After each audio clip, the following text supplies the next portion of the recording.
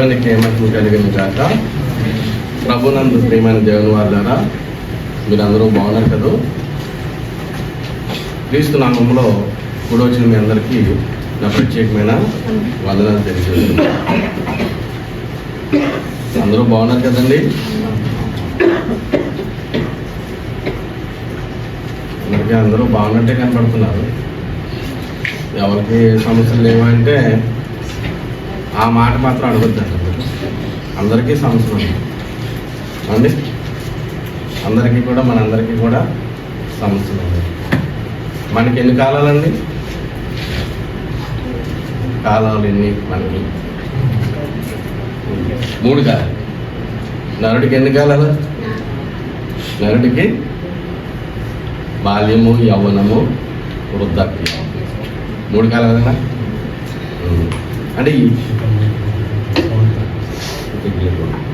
అంటే ఏ కాలానికి ఆ కాలానికి ప్రకారంగా మన జీవన విధానం కొనసాగుతూ ఉంటుంది. ఇప్పుడు ఎండాకాలం వచ్చిందనుకోండి, ఏసీ పని చేస్తూ ఉండాలి మనకి, లేకపోతే కూర్చోలేము అండి. అదే శీతాకాలం వస్తే అట్లా అవసరం లేదు. అవసరంతో కోట్లు వేసుకుని వచ్చేస్తాం. సరిపెట్టకుండా జాకెట్లు అంటాం, కోట్ అంటాం కదా, అవి వేసుకుని వచ్చేస్తాం. అలాగే కాలానికి అనుగుణంగా మన జీవితాలు మలుచుకుంటాం, అంతేనండి. మరి భక్తి జీవితంలో కూడా అలా కుదురుతుందా?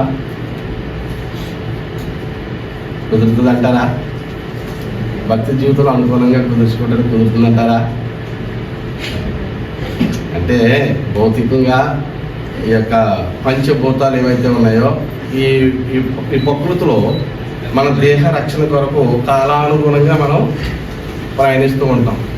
వర్షాకాలం కానీ శీతాకాలం కానీ వేడి నీళ్ళు తాగుతూ ఉంటాం, అవును కదండి. అంటే మన దేహానికి అనుకూలమైనటువంటి నడవడిక అంతా కూడా మనం చేస్తూ ఉంటాం. కానీ భక్తి జీవితంలో కూడా అలా కుదురుతుందంటారా? నాకు డౌట్ వచ్చి వాళ్ళు అడుగుతున్నారు, కుదురుతుందంటారా? అంటే ఏ ఎండకే ఆ గొడుగు అంటారు చూసారా, కుదురుతుందంటారా? కుదరదా? కుదరదండి. సరే, మంచిది. మరి ఆరాధన వర్తమానం ద్వారా మరి తమ్ముడు మాట్లాడుతూ వచ్చాడు. చాలా విషయాలు చెప్పాడు తమ్ముడు. అవి నేను చెప్పాలంటే కనీసం 6 రోజులు పడుతుంది. కానీ తమ్ముడికి ఇచ్చిన టయానికి ఇంకా ముందుగానే ముగించేసాడు. చాలా విషయాలు చెప్పుకుంటూ వచ్చాడు. తమ్ముడు కూడా ప్రభునామంలో ప్రత్యేకమైన వందనాలు తెలియజేస్తున్నాను. అలాగే ప్రభు నాకు ఇచ్చిన సమయం బట్టి మనందరం కూడా పరీక్షించుకునే సమయానికి వచ్చాం. ఎవరిని పరీక్షించుకునే సమయం అండి? మనల్ని మనమే పరీక్షించుకునే సమయానికి మనందరం వచ్చాం. పక్కవాళ్ళని పరీక్షించుకునే సమయం మనకి ఎప్పుడు దేవుడు అవ్వలేదండి. ఎవరికి వాళ్ళే పరీక్షించుకునే సమయానికి వచ్చాం. కనుక మనల్ని మనం పరీక్షించుకునేటానికి ముందుగా దేవుని వాక్యాన్ని మనం జ్ఞాపకం చేసుకున్నాం. కొత్తగా వచ్చిన వారికి ఎబ్రోను సహవాసం నుండి మా ప్రత్యేకమైన వందనాలు. మరి దోహా ఖతర్లో ఎబ్రోను సహవాసం 2018 12వ తారీఖు 2 స్థాపించబడింది. నాటి నుండి నేటి వరకు ప్రభు తన చిత్తానుసారంగా నడిపిస్తూ సంఘం యొక్క మరి విశాలత రాను రాను కూడా పెంచుతూ వస్తున్నాడు. కనుక సంఘం ఎవరిదండి? సంఘము మనందరం ఎవరు? ప్రభు బిడ్డలం, మనందరం దేవుని పిల్లలం. కనుక సంఘం మనందరిది. దీన్ని కాపాడుకోవాల్సిన బాధ్యత మనందరిది. కనుక మనలో ఏ చిన్న చిన్న లోపాలు, పాపాలు శరీరం ధరించి ఉన్నాం కనుక ఉంటూనే ఉంటాయి. వాటన్నిటినీ వదిలేయాలంటే ప్రధానంగా ఏంటంటే ప్రేమ గురించి చెప్తుంది కదా. అంటే నీలో ప్రేమ ఉంటే వదిలేయగలుగుతావు.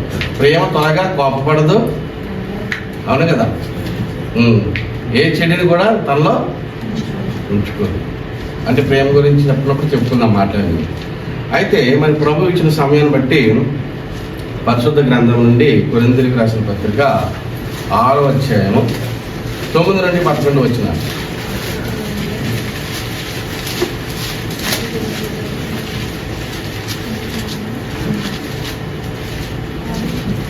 మొదటి కొరింథీ 6వ అధ్యాయము 9 నుండి 11 వచనాలు. కలిసి చదువుకున్నాం.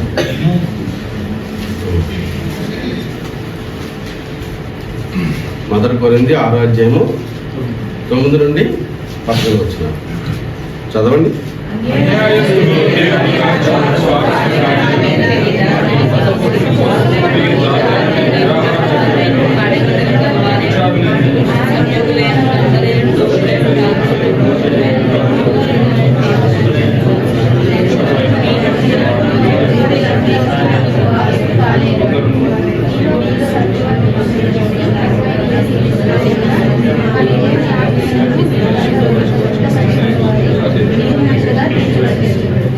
మొదటి కొరింథీ 11:20.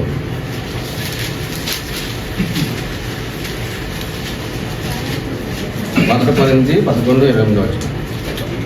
కాబట్టి ప్రతి మనుషులు వారిని అలాగ చేసి ఆ పాత్రలోని త్రాగవలను. ప్రార్థించుకున్నాం.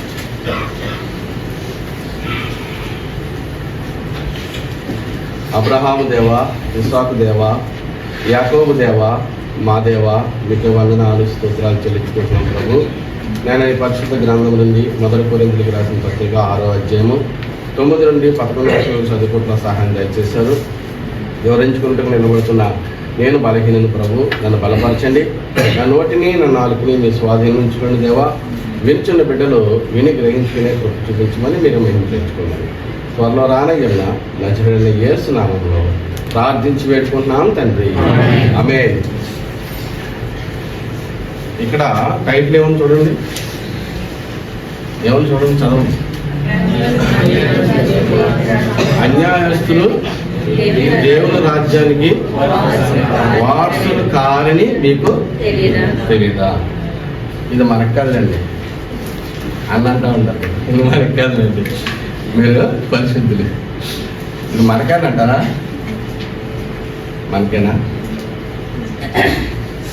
అన్యాయస్తులు మనం ఏమైనా అన్యాయస్తులకి అండి?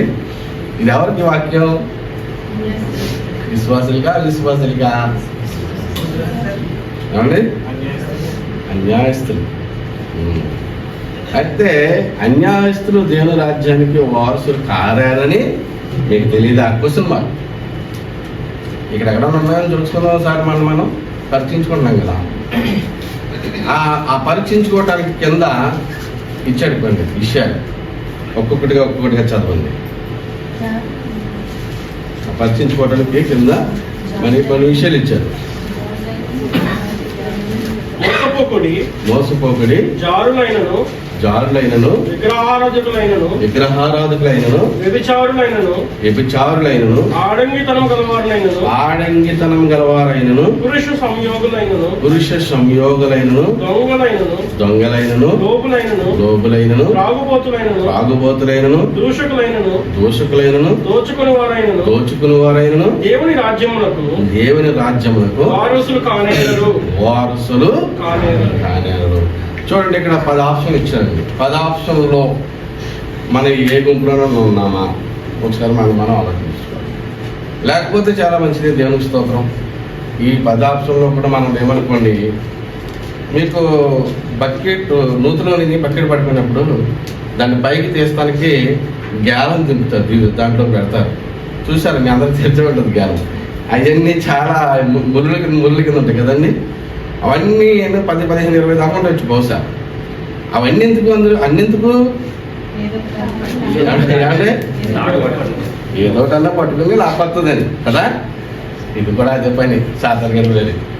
అంటే వీటిలో ఏదో ఎక్కడైనా చిక్కకుండా ఉంటాం ఏంటి? ఎక్కడైనా చిక్కుతాము, చిక్కకుండా ఎందుకు ఉంటాం?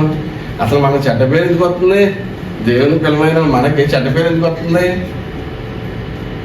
ఎందుకు వస్తుందండి చెడ్డ పేరు? ఎందులో ఏదోగా దాంట్లో మనం ఎక్కడో దిగినా తాసిపడుతూ ఉంటాం. అనుకూల సమయంలోనో అననుకూల సమయంలోనో ఏదో రకంగానో కావాలనో లేకపోతే బలవంతంగానో సంథింగ్ ఎక్కడో ఒక చోట ఈ కనపడుతున్నటువంటి ఈ ఆప్షన్లో మనం కనపడుతూ ఉంటాం. ఎవరు నేను కనపడలేదు, నేను ఎప్పుడు అసలు వీటికి నాకు సంబంధం నేను ఎవరైనా చెప్పగలరా? ఎవరన్నా చెప్పగలరా? అసలు వీటికి నాకు సంబంధం లేదు అని ఎవరైనా చెప్పగలరా? చెప్పడానికి మనం సరిపోతామా? యేసుక్రీస్తు వారు చెప్పారు అలాగా, నాలో పాపం ఉందని మీలో ఎవరైనా నిరూపించగలుగుతారా? అంతేనండి.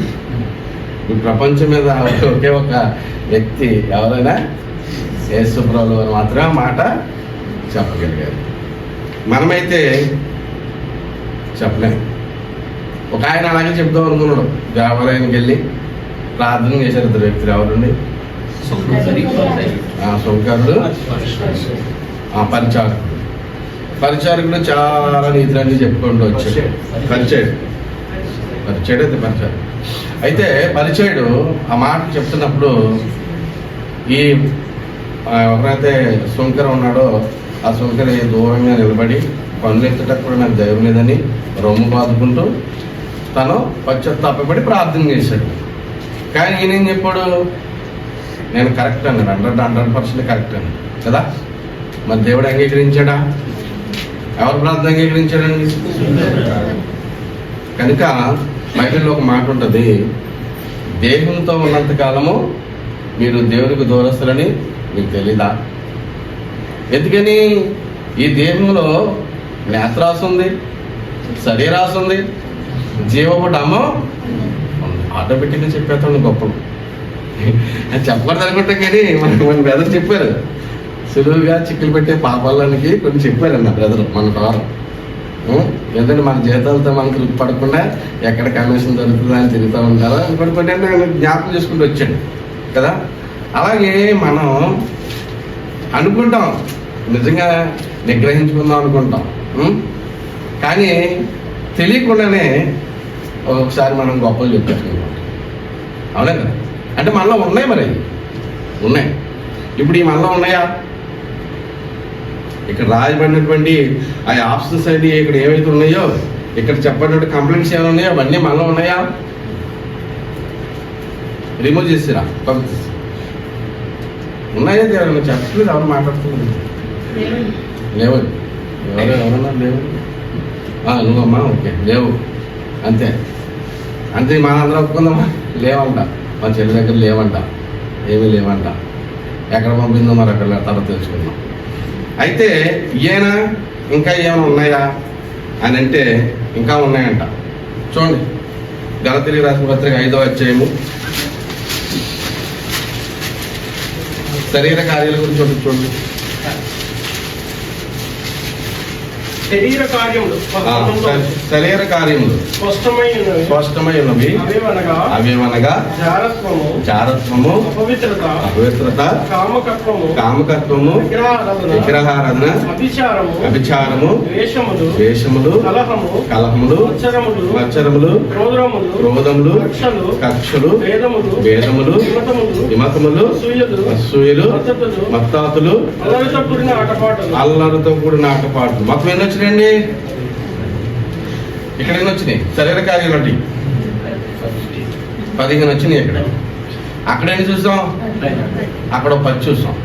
ఆ 10లో 2 ఇందులో ఉండాలండి. ఆ 10లో 2 ఇందులో ఉన్నాయి. అంటే మొత్తం 10, 15, 25 నుంచి 2 తీసేస్తే 23 ఉన్నాయి. మరి 23 మన దగ్గర ఉన్నాయంటారా? ఆ కార్యాలు, శరీర కార్యాలు ఉన్నాయని బైబిల్ చెప్తుంటే మా చెల్లేం లేదని చెప్తుంది. ఉన్నాయా లేవండి? మరి ఏం చేస్తాం? అట్లని ఏం చేస్తామండి? ఏసు రక్తంలో కడిగేసిరా, ఏం చేయాలి చెప్పండి. అట్లా ఎక్కడ పెట్టారు? అది కూడా మనం చెప్పడన్నా. మనకి ఇష్టం ఉన్నప్పుడేమో వందనాలు చెప్తామంట, మనకి ఇష్టం లేనప్పుడు వందనాలు చెప్పమంట. బాగున్నప్పుడు ఏమో ప్రేమగా మాట్లాడుతుంట, బాగున్నప్పుడేమో ప్రేమగా మాట్లాడబడి మళ్ళీ నేను చెప్పవలసిందా మనం చెప్పేయడు అన్న. అంటే ఎక్కడున్నాయి ఇవన్నీ? ఎక్కడున్నాయండి? శరీర కార్యములు స్పష్టంగా ఉన్నాయని చెప్తుంది వాక్యం. ఎక్కడున్నాయి?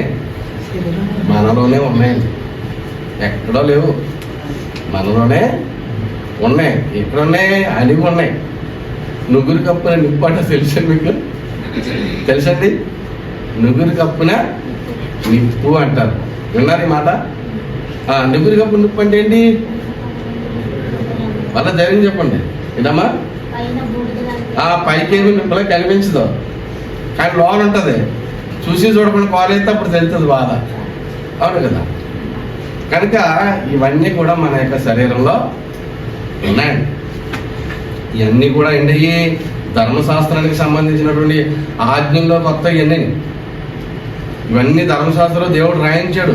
ఇవన్నీ కూడా శరీర సంబంధించిన క్రియలన్నీ కూడా ధర్మశాస్త్రంలో మోసే ద్వారా చేయించాడు. ఇవన్నీ రాయించాడు. ఇవన్నీ కూడా మీరు చేయకండి, ఇలా చేస్తే మీ మీదకి దేవుని ఉగ్రత వస్తుందని చెప్పేసి రాయించాడు.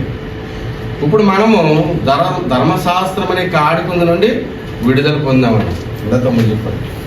ఏమండి, ఇదే అధ్యాయం మొదటి వచ్చిన చదవండి. ఈ స్వతంత్రమును అనుగ్రహించి క్రీస్తు మనల్ని స్వతంత్రులుగా చేసి ఉన్నాడు. కాబట్టి మీరు స్థిరముగా నిలిచి మరలా దాస్యం అనే కాడి కింద చిక్కుకోనండి. సరిపోతుంది. ఏమండి, మనము ధర్మశాస్త్రం గనక పాటిస్తే ధర్మశాస్త్రము ప్రకారము ఏ ఒక్కరైనా నీతిమంతుడని తీర్చబడ్డా? అర్థమవుతుందన్నమాట.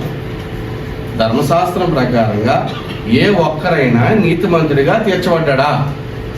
ధర్మశాస్త్రము విధించినటువంటి విధుల్లో మనము ఒక్కటి తప్పు చేసినా సరే, 10 ఆజ్ఞలు ఉన్నాయి కదా, 10 ఆజ్ఞలో ఒక్క తప్పు చేసినా సరే మిగిలిన 9 ఆజ్ఞలు మనము మీరిపోయినట్టే. అవునే కదా. కనుక ఏ రకంగా కూడా ధర్మశాస్త్రం నుండి మనం నీతిమంతుడిగా తీర్చబడేటువంటి పరిస్థితి మానవమాతులుగా మనకు లేదు. ఓకేనా. కనుక ధర్మశాస్త్రానికి లోబడ్డాడు ఎవరండి? యేసుక్రీస్తుల వారు దేవుని కుమారుడిగా వచ్చి ధర్మశాస్త్రానికి లోబడి ధర్మశాస్త్రముకి ఇవ్వనట్టు విధులన్నిటి నుండి మనం ఏం చేశాడు?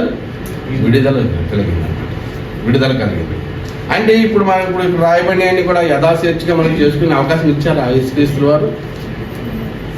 ధర్మశాస్త్రంలో ఇవన్నీ చేస్తే తప్పు, కానీ ఇప్పుడు వాటి నుండి మనం విడుదల చేసి స్వాతంత్రత ఇచ్చాడు. ఆ స్వాతంత్రతను ఏమంటాడంటే, మీరు శరీర క్రియలకి ఏతం చేసుకోవద్దని. మనకు స్వతంత్రత ఉంది, కానీ ఆ స్వాతంత్రతను దీన్ని మీరు ఏం చేసుకోకూడదు, మళ్ళీ శరీరానికి మీరు అప్లై చేసుకోకూడదు. అద్భుతమండి. ఇక్కడ చాలా చాలా దగ్గరగా ఉన్నట్టు ఉంటుంది. మనం భలే అవకాశం ఇచ్చారు యేసుప్రభు గారు, ధర్మశాస్త్రం అన్ని తప్పులు చూపిస్తూ వచ్చింది. మనుషుల్లో కూడా ఉంటారండి కొంతమంది, ఇది తప్పు అది తప్పు అది తప్పు ఇది తప్పు అంటూనే ఉంటారు, అలా చెప్తూనే ఉంటారు. అలాగే ధర్మశాస్త్రం ఏం చెప్పిందంటే ఏక తప్పులు చెప్తూనే వచ్చింది. అయితే ఇప్పుడు మనల్ని యేసుక్రీస్తుల వారు ధర్మశాస్త్రం అనే కాడి కింద మనం తొలగించి మనల్ని స్వతంత్రంగా చేశారు కనుక మళ్ళీ దాని కిందకు దూరొద్దని చెప్తున్నారు. మీకు అర్థమవుతుంది క్లియర్గా? అంటే దాని అర్థం ఏంటి అంటే, ధర్మశాస్త్రం అనే దాని కింద మళ్ళీ మీరు వెళ్ళొద్దంటే, మళ్ళీ ఒకవేళ ధర్మశాస్త్రం చెప్పినటువంటి విధులు ఏమైనా ఉన్నాయనుకో, సున్నతి ఉంది, ఇంకా ఏంటిది అనేక రకాల పండుగలు ఉన్నాయి, పసకా పండుగలు ఉన్నాయి, రకరకాలు ఉన్నాయి. ధర్మశాస్త్రం ప్రకారం వాళ్ళు చేయవలసినవి ఉన్నాయి, చాలా ఉన్నాయి. వాళ్ళు విశ్రాంతి దినాన్ని కూడా వాళ్ళు పాటించాలి. ఇవన్నీ నేను చేస్తానని మళ్ళీ మనం వెళ్ళేటప్పుడు ఏమవునట్టుంది, మళ్ళీ మనకు కావాలని ధర్మశాస్త్రం అనే కాడి కిందకి మనంగా వెళ్తున్నట్టు ఉంటుంది. కనుక వాటన్నిటి నుండి మనకి యేసుక్రీస్తు ద్వారా ఏమొచ్చిందండి? విడుదల వచ్చింది, స్వతంత్రత వచ్చింది. పాపం చేయి ప్రతివాడు పాపానికి దాసు. మీకు అర్థమవుతుందా? ఇప్పుడు పాపం చేస్తూనే ఉండి నేను స్వతంత్రం అనుకుంటే, కనుక పాపం చేయి ప్రతివాడు పాపానికి దాసుడని దేవుని వాక్యం చెప్తుంది. మరి ఏంటి వీటికి మనకి సొల్యూషన్ ఏంటి? ఇక్కడ శరీర కార్యాలు స్పష్టమని ఇక్కడ మనకు కనబడుతుంది. మనం ఇందామని చదువుకున్న కొరింథీ పత్రికలో దేవుని రాజ్యానికి మీరు వారసులు అవ్వరు ఇవన్నీ ఉంటే అని అక్కడ 10 సూత్రాలు చెప్పబడ్డాయి, 10 విషయాలు చెప్పబడ్డాయి. మరి ఇన్ని ఉన్నాయి కదా, అసలు వీటన్నిటి నుండి తప్పించుకుని మనం తిరగలమా? ఇందా చెప్పుకున్నాం కదా ఉదాహరణ, నూతిలో పడిపోయిన బకెట్ తీయడానికి అనేక గుర్తులతో ఉన్నటువంటి ముళ్ళు ఎత్తారు పైకి లాగడానికి. సాతాను గారు కూడా ఇవన్నీ మనకు ఆయుధాల కింద ఉపయోగిస్తాడు. మరి ఏంటి పరిష్కారం? ఇంత తమ్ముడేదో చెప్పుకొచ్చాడు, యేసుక్రీస్తుల వారు రక్తంలో నుంచి మనం చూస్తారు కనుక మనం అందరం పరిశుద్ధమే. రైట్, మనందరం పరిశుద్ధమే కాదనే మాట ఇప్పుడు కూడా అనటానికి వీల్లేదు. మనందరం కూడా క్రీస్తు రక్తంలో కడగబడిన మనందరం కూడా దేవుని పిల్లలము, ఏర్పరచబడిన జనంగము. అలాగే రాజులైన యాజక సమూహము, పరిశుద్ధ జనాంగము. అవునే కదా, ఇదంతా వాస్తవమే.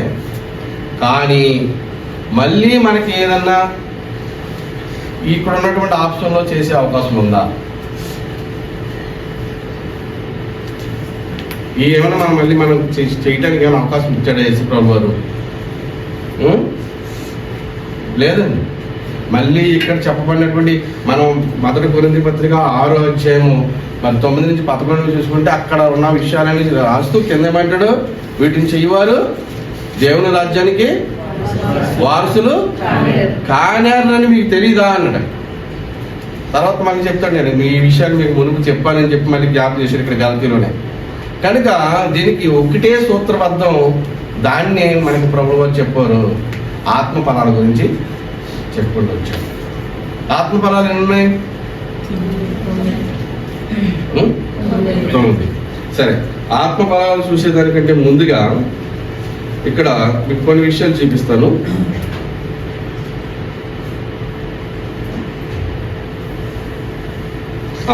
చదవండి. మొట్టమొదటి చెడు గుణాలు, మంచి గుణాలు ఉన్నాయి కదా. చెడు గుణాలు ముందు ఉన్నాయి. బైబిల్లో కూడా చెడు గుణాలే రాయబట్టే, శరీర కార్యాల ముందు రాయబడ్డాయి, తర్వాత ఆత్మ ఫలాల గురించి రాయబడ్డాయి. అవునా? ఇక్కడ ఏముందో చెప్పండి. కాదమ్మా, ఇక్కడ స్క్రీన్ మీద చూడండి. ఒక మాట కామము అనే మాట ఉంది. కామము అని అంటే కోరిక. కామం అంటే కోరిక. ఇక్కడ కోరిక లేని ఎవరైనా ఉన్నారా? అంటే గుణాలు, చెడు గుణాలు కోరిక. మరి కామం అంటే కోరిక. కోరిక లేని ఎవరు ఉన్నారు? ఇల్లు కట్టుకోవాలని కొంతమంది ఈ దేశం వచ్చారు, పెళ్లి చేసుకోవాలని, పిల్లలకు పెళ్లి చేయాలని కొంతమంది ఈ దేశం వచ్చారు, పిల్లల చదువులు చదివించాలని కొంతమంది ఈ దేశం వచ్చారు.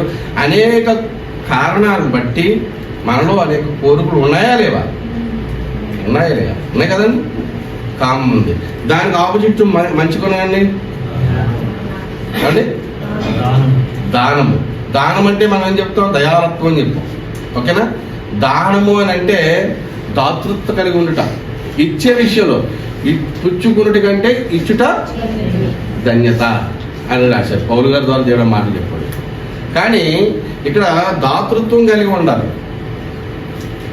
మోషే ఆ యొక్క గుడారాన్ని కట్టడానికి మరి వాళ్ళ ఇశ్రాయేలు ప్రజలందరినీ అవన్నీ తీసుకురావాలని చెప్తే వాళ్ళు తీసుకొచ్చినటువంటి ఆ యొక్క మరి బంగారమే కానీ ఎండి కానీ అవన్నీ ఏదైతే తీసుకొచ్చారో అవన్నీ ఎక్కువైపోయి ఏమన్నా తెలుసా, ఇంకా మీరు ఎవరో తీసుకురావద్దండి.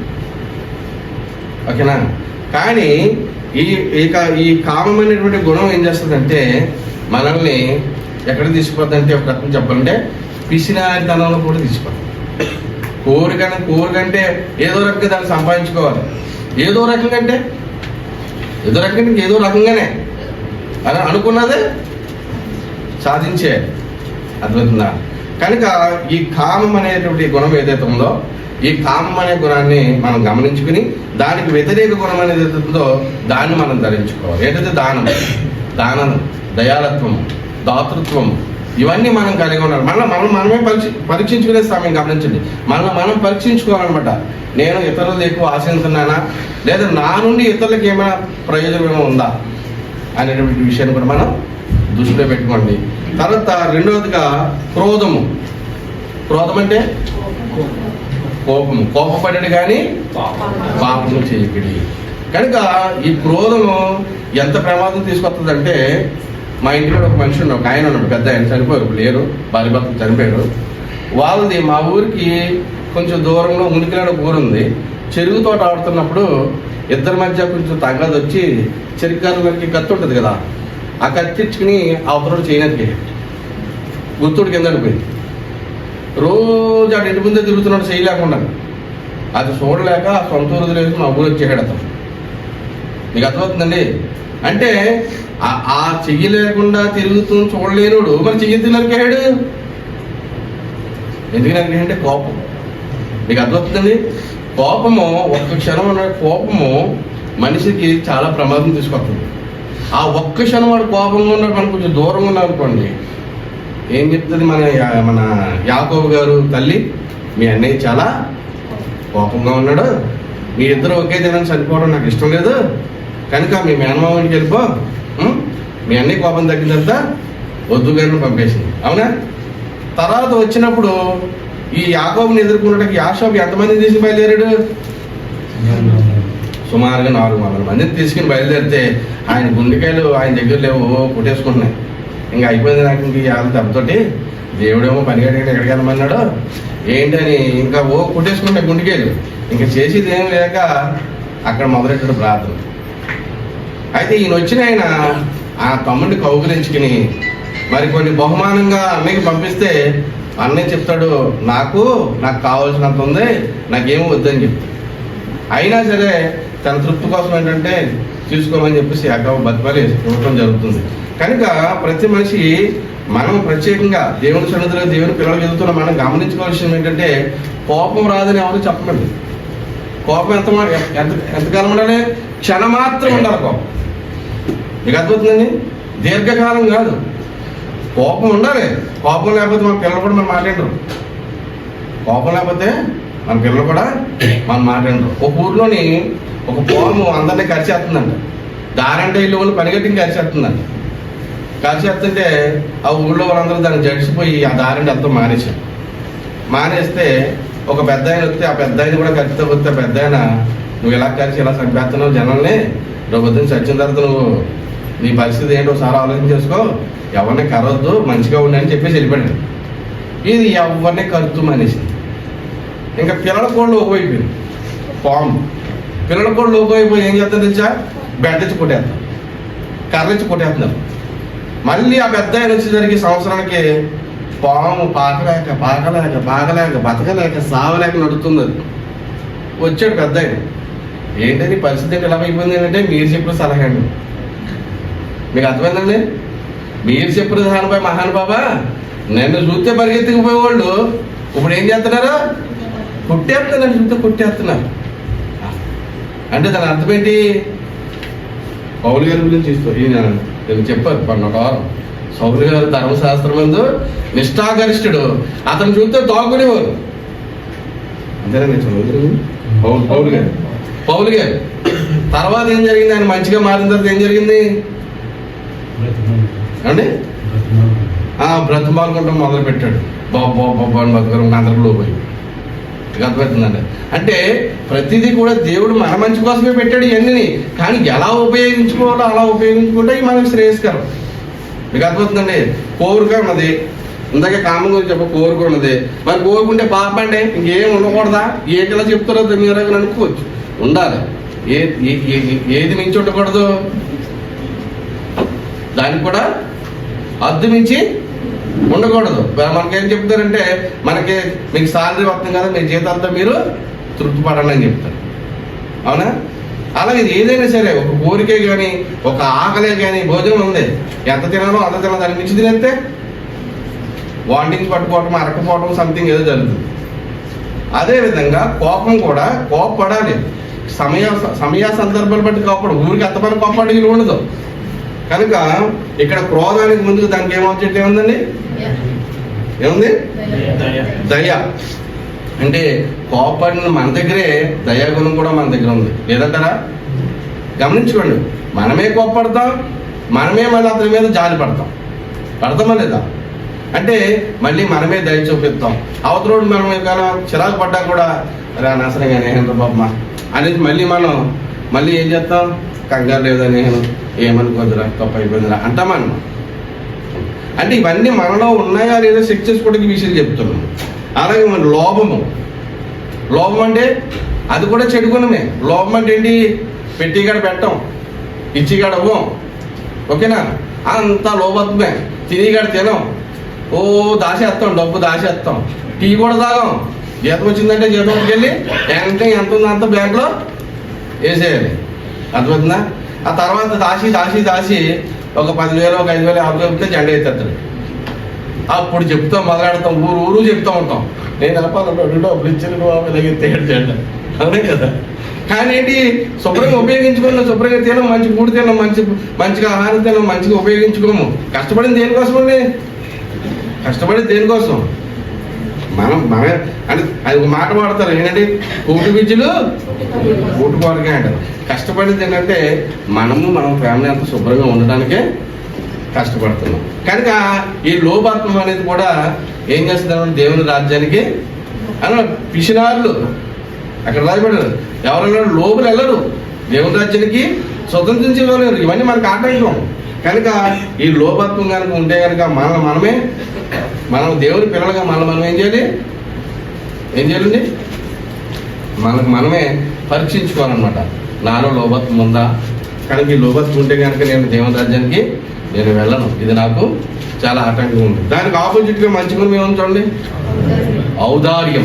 అంటే విద్య విషయంలో మీ వెనకాల ఉందో మాకు చెప్పాలంటే మా బాసు కొడుకున్నాడు, బెల్ట్ వల్ల కావాలని వెళ్తే తీసుకోండి, వెంటనే తీసుకోండి. ఇదే మా బాసులు అడిగాను అనుకో, అది కావాలది నా కొడుకు కావాలి ఎవడో. మా బాస్ కొడుకు ఎక్కడికైనా వెళ్ళి ఏదన్నా ఆర్డర్ క్యాబ్స్కి వెళ్ళి ఎక్కడికైనా వెళ్ళి ఏదైనా చెప్పమని అనుకో, నేను కూడా తీసుకుంటాను నమ్మదంట. అలా అంటే ఏదైనా సరే వద్దని మాట్లాడండి అసలు. అదే విషయాన్ని మా బాస్ దగ్గర అడిగితే చాలా విషయాల్లో అంత తేలిగ్గా ఒప్పుకోడు. అది గెలుపుతున్నారు కదా అంట, మా మేడం కూడా గెలుపుతున్నాం కదా అంటూ. అంటే ఏంటంటే వాళ్ళ దగ్గర ఏముంది, దేని గురించి చెప్పుకుంటాం మనం అక్కడ, లోభత్వం ఉంది.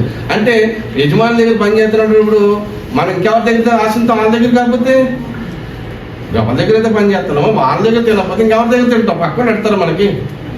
కనుక కొంతమంది ఆ లోభత్వం ఉండటం వల్ల వాళ్ళు కూడా దేవుని రాజ్యానికి వెళ్ళడానికి దేవుని వాక్యం చెప్తుంది. దానికి ఆపోజిట్గా మంచి గుణం ఏంటంటే ఔదార్యం. ఇప్పుడు మనం భోజనం పెట్టుకున్నాం, సరిగ్గా తినేటానికి ఎవడో వచ్చాడు, మనం తిన్నా ప్లేట్ ఇచ్చామని కాదు, ఇచ్చేస్తే మనకు కూడా వెళ్ళనిస్తుంది. పిలిచి ఏం చేయాలంటే దారాబాబు తింది కానీ రాని ఆ మనలో దాంట్లో కొంచెం పెట్టాలి. అలాగే ప్రతి విషయంలో ఔదార్యత అనేది మనం సంతరించుకోవాలి, మనలో కనపడాలి. అవతల వాడికి మనం ఇతను ఔదార్యం లేదని అనరా, డబ్బులు అడిగాడు ఇంకో, ఏమండి బ్రదర్ గారు నాకు 100 రూపాయలు కావాలండి, 100 రూపాయలు లేదు బ్రదర్, నా దగ్గర ఒక 10 రూపాయలు ఉన్నాయి, కావాలంటే 5 రూపాయలు అంతే. మరీ లేవని అనకలేదు, మరీ అసలు బొత్తిగా ఏమన్నాలి లేదని అని చెప్పకూడదు. కనుక ఈ ఔదార్యం అనేది మనం కలిగి ఉంటే మనం కూడా ఎక్కడికి వెళ్తాం, దేవుని రాజ్యానికి వెళ్తాం. తర్వాత మోహము, 5వది గమనించండి. 4వది మోహము. ఈ మోహం ఏంటి, మోహం అంటే ఏంటంటే అసలు ఎలా చెప్పాలి దీన్ని, మోహపు చూపు అన్నది బయట. అవునా, మోహపు చూపు అంటే అదోలాగా చూడటం అనమాట, అంతేనండి. మోహము అంటే దాన్ని ఇంకా దెత్తకెళ్తే వాంఛ, అంటే మన తెలుగులో పర్యాయ పదాలు ఉంటే ఒక మాట. మోహము అంటే కోరిక, వాంఛ అనేటువంటి అలా అవన్నీ కూడా అందులోనికి ఇమిడి ఉంటాయి అన్నమాట. కనుక ఈ మోహం అనేది ఏదైతే ఉందో ఈ మోహాన్ని కూడా మనం ఏం చేయాలంటే దాన్ని అన్ని మనలో నుంచి రిమూవ్ అవుతుంది. రిమూవ్ చేద్దాం, రిమూవ్ అవుతుంది, వస్తుంది, జ్ఞాపం చేస్తుంది. మీరు ఇదే పెట్టుకోండి, మన శరీరంలో ఎప్పుడైతే అక్కడే ఉండదు, అక్కడికి వెళ్దాం. మోహం జ్ఞాపం వచ్చినప్పుడు మనం ఏం చేయాలి అంటే మన ఇంట్లో దేవుని జ్ఞాపం చేసుకోవాలి. ఏమంటారు దానికి కారణంగా వైరాగ్యం. మోహమేమో అన్నీ ఆశింతుంది, వైరాగ్యమేమో అన్నీ వదిలేసుకుంటుంది, అన్నీ వదిలేసుకుంటుంది అనమాట. అంటే వదిలేసుకోవడం అంటే ఏంటి, ఈ మాట యేసుప్రభువు చెప్పారు లేదా, నీవు ఎవడైనా నీ పై రంగే అడిగితే ఏమన్నాడా,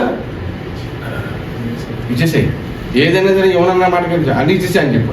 ఎవడైనా 1 మైలు రమ్మంటే 2 మైళ్ళు లేదు కదా, నిన్ను అడిగేవారు, నిన్ను అప్పు అడిగేవారు మకానికి నువ్వు ముఖం తిప్పుకోవద్దు. కనుక సాధ్యమైనట్లో ఇవ్వటానికే చూడండి, అలా చూడటం వల్ల మీకు ప్రయోజనం ఉందని మనకి అది మంచి గుణంలో తీసుకొస్తుంది అన్నమాట. అలా 5వది ఇంకోటి ఏంటి, మదము. దీన్ని ఏం చెప్తాం, కొవ్వెక్కి కొట్టుకుంటున్నాడు రాయడండి. అవునండి, కొవ్వెక్కి కొట్టుకుంటున్నాడు రాయడండి. అంటే కొవ్వెక్కి కొట్టుకుంటే మదవెక్కి కొట్టుకుంటున్నాడని కూడా వాడతారు అన్నమాట, అదే మాటనే. అవును, మీకు అర్థమవుతుంది అనుకుంటా. కనుక అది ఉన్నప్పుడు ఎదరోడు చెప్పిన మాట వినిపించడానికి ఇష్టపడ్డావు, బాబా నాయన రా మంచి మాట చెప్తాను వినడానికి ఇష్టపడ్డావు, ఎందుకంటే అది చాలా ఎక్కువ ఉంటుంది ఆల్రెడీ. కానీ ఇలాంటి దాంట్లో మన దాంట్లో ఉంటే దానికి ఆపోజిట్గా ఉంది వినయం. ఏమండి, వినయము. అంటే మదం కలిగి ఉన్న, మదం ఎక్కిపోయి ఉన్న ఇలాంటి పరిస్థితులు దేవుని దగ్గరికి వెళ్ళడానికి అయ్యి మనకు ఆటంకంగా ఉంటాయి. దానికి ఆపోజిట్ ఏమన్నారంటే వినుటకు వేగురుపడి, మాట్లాడుటకు నిదానించి. అంటే ఎక్కువ శాతం మనం వినడానికి ఇష్టపడాలి. వాక్యం ఎక్కువ శాతం వినటానికి ఇష్టపడాలి. వినయము కలిగి ఉండాలి. మన ప్రవర్తన చెప్తుంది ఈ మనిషి దేవుని బిడ్డ, దేవుని కుమారుడు, దేవుని కుమార్తె అని మనల్ని చూసి దేని చూసి చెప్తారు? మన యొక్క సత్ప్రవర్తన, మన నడవడిక, మన మాట తీరు, ఇవన్నీ మనలో గమనిస్తుంటారు. పేతురు గారు యేసుక్రీస్తు వారిని మరి పట్టుకుని తీసుకెళ్ళినప్పుడు ఈయన వెనకాల వెళ్తూ ఉంటే నేను కాదు నేను ఆయనతో లేనని చెప్తాడు. కానీ అక్కడ అంటారు నిన్ను గురించి నీ మాటే సాక్ష్యం ఇస్తుంది. కనుక మనం కూడా దేవుని పిల్లలుగా మనం ఎలా ఉంటున్నాము? వినయం కలిగి ఉంటున్నామా, లేక మాదమెక్కి కొట్టుకుంటున్నామా? ఒకవేళ మాదమెక్కి కొట్టుకుంటే ఏమవుతుంది? స్వతంత్రించుకోం. ఏది? పరలోక రాజ్యాన్ని స్వతంత్రించుకో. ఇవన్నీ మనలో ఉన్నాయి కనుక మీకు జ్ఞాపం చేస్తానమాట. తర్వాత చివరిగా మత్సరం. ఆరోది ఏంటండి? మత్సరం. మత్సరం అంటే అసూయ అని కూడా చెప్పండి. మత్సరం అంటే అవతల ఏదైనా మంచిగా డెవలప్మెంట్ అవుతున్నాడు అనుకో, మనకి అన్నీ వచ్చేస్తుంది, అసూయ వచ్చేది. అదే మత్సరం. అసూయ వచ్చేది అనమాట. కొంచెం అవతల కొంచెం బాగా కొంచెం అన్ని విషయాల్లోనూ కొంచెం ఇంప్రూవ్ అవుతున్నాడు అనుకో, మనం ఏడలేము. ఆ ఏడిసివని చూసి మనం బాగుపడివని చూసి మనం ఏం చేస్తాం? ఏడుతాం. అవునా? కనుక దానికి ఆపోజిట్గా ఏముందంటే మత్సరం ఉన్న వాళ్ళకి దానికి ఆపోజిట్గా ఉంది ప్రేమ. కింద మనం అనుకున్న మొట్టమొదటిగా ప్రేమ ఏం చేస్తుందంటే త్వరగా కోప్పడదు, దుర్నీతి అనేది మనసులో ఉంచుకోదు, అపకారం ఎవరికి చేయదు, ప్రవచనములైన నిరార్థకమైన కానీ ప్రేమ శాశ్వతంగా నిలిచి ఉంటుంది. కనుక ప్రేమ ఎవరి దగ్గర అయితే ఉందో వారి దగ్గర దేవుడు ఉన్నాడని వాక్యం స్పష్టంగా చెప్తుంది. కనుక మరి ఇక్కడ శరీర కార్యాలు ఒక చోట కొరింథీ పత్రికలో 10 చూసాము. కొరింథీ పత్రిక 6వ అధ్యాయము 9 నుంచి 11 వరకు. అదేవిధంగా గలతీ పత్రికలో ఎన్ని చూస్తాం? 15 చూస్తాము. ఈ 15, ఆ 10, 25 కార్యాలున్న ఇంకొక మాట రాయబడ. పాపం అంటే ఏంటంటే సమస్త దుర్నీతి పాపం. కానీ ఇప్పుడు మనం ఆత్మ పదాలు చూస్తాం. ఆత్మ పదాలు చదవండి.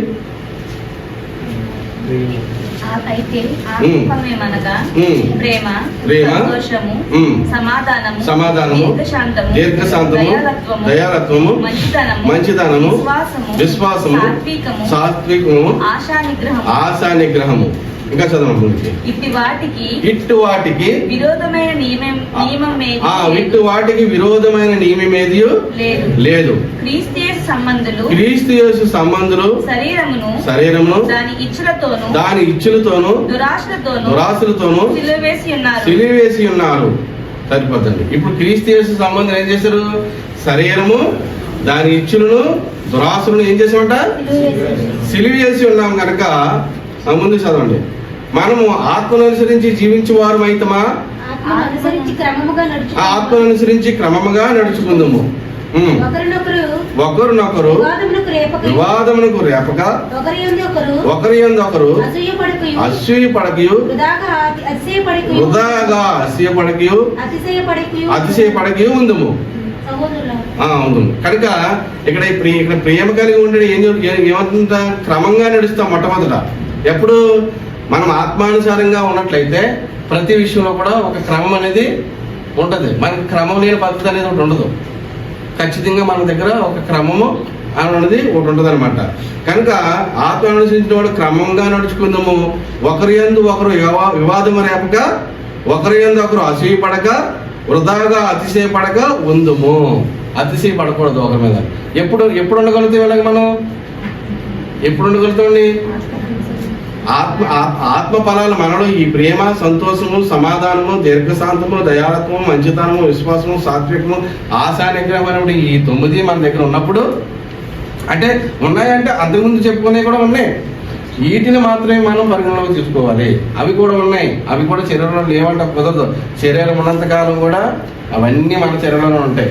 మంచి మనలోనే ఉంది, చెడి మనలోనే ఉంది. చూడండి, దానికోసం మరి ఒక రెఫరెన్స్ ఉంటుంది, చక్కని రెఫరెన్స్. అదేముంటుందంటే మీ యొక్క శరీరంలో ఉన్నటువంటి అవయవాలు ఒకప్పుడు వేటికి ఉపయోగించారంట?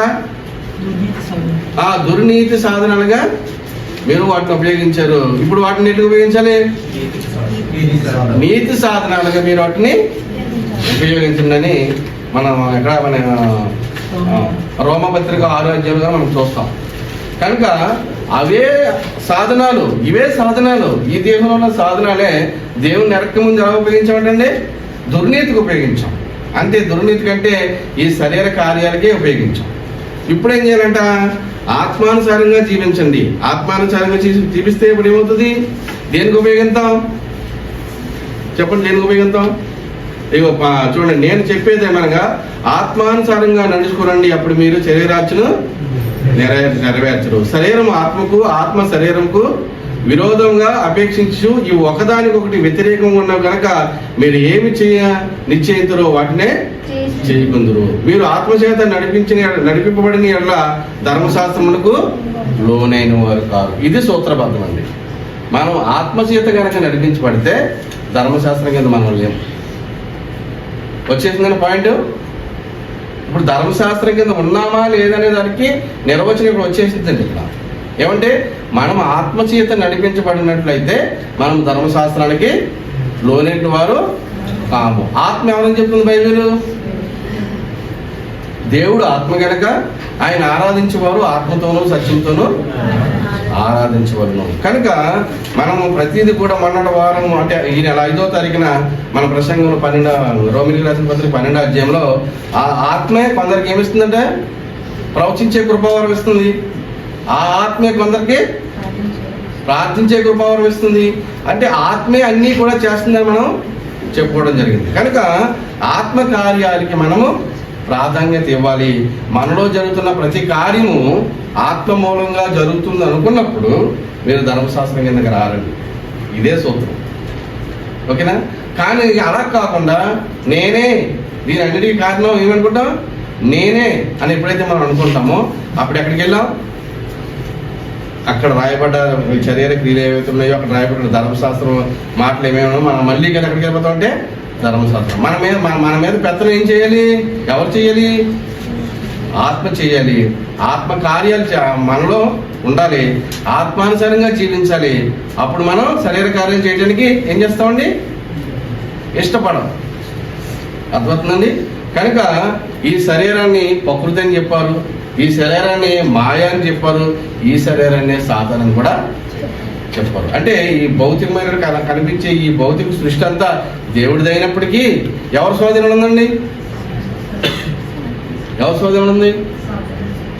రైట్, సాతాను స్వాధీనం ఉంది. యేసుప్రభువు వారు అంటదే, నువ్వు వచ్చిన కాలు మొక్కు, ఈ లోకమంతా కూడా నేను నీకు ఇచ్చేస్తాను. అంటే లోకమంతా కూడా ఇప్పుడు ఎవరి స్వాధీనంలో ఉందంటే ప్రస్తుతానికి సైతాను స్వాధీనంలోనే ఉంది. అయితే మరలా దేవుడు ఒక రోజున ఈ సృష్టి అంతా కూడా నాశనం అయిపోతుంది, ఇది లయమైపోతుంది, మరలా కొత్త ఆకాశం కొత్త భూమి దేవుడు మనకి ఇస్తాడని వాగ్దానం చేశాడు. ఆ వాగ్దానం కొరకు ఈ భూమి కూడా కనిపెట్టుకున్నది. మీకు తెలుసండి, ఎందుకంటే ఏం చేస్తుంది? గర్భవేదంతో దేవుడు ఇచ్చేటువంటి ఆ యొక్క ప్రత్యక్షత కొరకు ఏం చేస్తుందంట? మూలుగుచు స్వేచ్ఛగా తిరుగుతున్నదంట. అది స్వేచ్ఛగా తిరుగుతున్నదంటండి. ఏం చేస్తుందంట? మూలుగుచు దేవుని పిల్లల పొందబో ఆ మహిమ గల రాజ్యం కొరకు ఎదురు చూస్తుందంట. ఈ సృష్టి బాధపడుతూ ఉంటుంది. కనుక మనం కూడా ఈ భూమి మీద ఉన్నంత కాలము ఈ వేతనలు, ఈ శోధనలు, ఈ ఇబ్బందులు, ఈ ఇరుకులు, ఈ సాధారణ శోధనలు ఇవన్నీ మన జీవితంలో అప్లై అవుతాయి. అప్పుడు మనం వెంటనే ఏం చేయాలండి?